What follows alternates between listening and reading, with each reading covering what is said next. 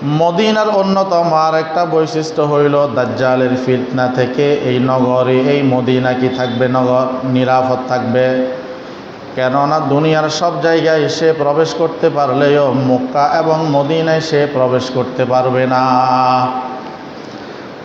হাদিসের মধ্যে নবীজি সাল্লাল্লাহু আলাইহি ওয়াসাল্লাম বলেন, আন আনাস রাদিয়াল্লাহু তাআলা আনহু قال قال النبي صلى الله عليه وسلم ليس من بلد إلا سيطوه الدجال إلا مكة والمدينة ليس له من نقابها نقب إلا عليه الملائكة صافين يحرسونها ثم ترجف المدينة بأهلها ثلاث رجفات فيخرج الله كل كافر ومنافق। হযরত আনাস রাদিয়াল্লাহু তাআলা আনহু থেকে বর্ণিত, নবীজি সাল্লাল্লাহু আলাইহি ওয়াসাল্লাম বলেন, দাজ্জাল সমস্ত জায়গায় প্রবেশ করতে পারলেও মক্কা এবং মদিনাতে প্রবেশ করতে পারবে না। কারণ আল্লাহ রব্বুল আলামিন মক্কা এবং মদিনার প্রতিটি প্রবেশদ্বারে ফেরেশতাদেরকে সারিবদ্ধভাবে পাহারায় দাঁড় করায় রাখবেন। এরপর তারা সেখানে পাহারাদারি করবেন। পাহারাদারি করার কারণে মদিনার মধ্যে, মক্কার মধ্যে কি করতে পারবে না, দাজ্জাল প্রবেশ করতে পারবে না।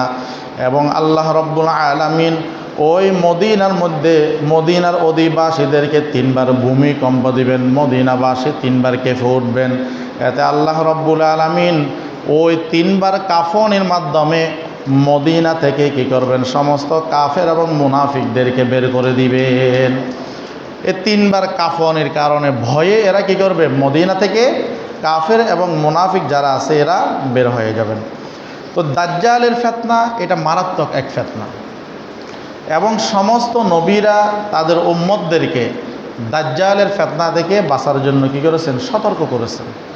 দাজ্জালের ফিতনা থেকে বাঁচার জন্য সতর্ক করেছেন। এবং দাজ্জালের ফিতনা এত মারাত্মক ফিতনা, সেই সময় ঈমানের উপর অটল থাকাটা অনেকের জন্য কি হয়ে যাবে, কষ্ট হয়ে যাবে, কষ্ট হয়ে যাবে। তো যাই হোক, সেই দিকে লম্বা আলোচনা দাজ্জালের বিষয়ে।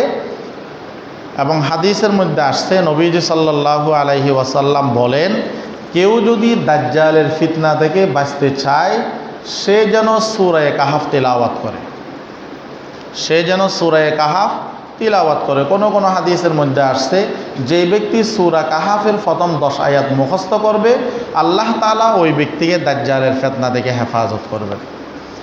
যে ব্যক্তি সূরা কাহাফের প্রথম 10 আয়াত মুখস্থ করবে আল্লাহ রব্বুল আলামিন তাকে দাজ্জালের ফিতনা থেকে হেফাজত করবেন। এবং সমস্ত নবীরা তাদের উম্মতদেরকে দাজ্জালের ফিতনা থেকে বাঁচার জন্য সতর্ক করেছেন।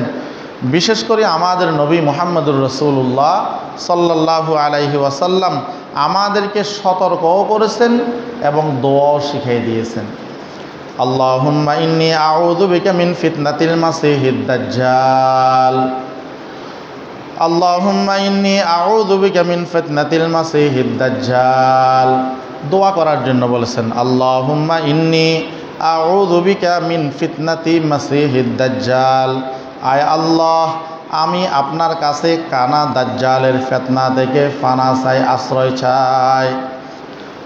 অন্য হাদিসের মধ্যে আছে, নবীজি সাল্লাল্লাহু আলাইহি ওয়াসাল্লাম আরও একটা দোয়া শিখিয়েছেন, আল্লাহুম্মা ইন্নী আউযু বিকা মিন আযাবিল কবর ওয়া মিন আযাবিন নার ওয়া মিন ফিতনাতিল মাহইয়া ওয়াল মামাত ওয়া মিন ফিতনাতিল মাসিহিদ দাজ্জাল।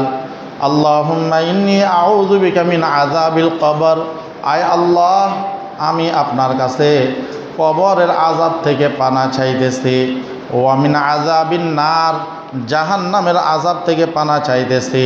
ওয়া মিন ফিতনাতিল মাহইয়া ওয়াল মামাত, যতগুলা ফিতনা আছে এবং যতগুলা ফিতনা আসবে, অর্থাৎ যতগুলা ফিতনা এখন জীবিত আছে আর যতগুলো এখন মৃত আসে নাই, জীবিত মৃত আগত অনাগত সমস্ত ফিতনা থেকে আপনার কাছে পানা চাই।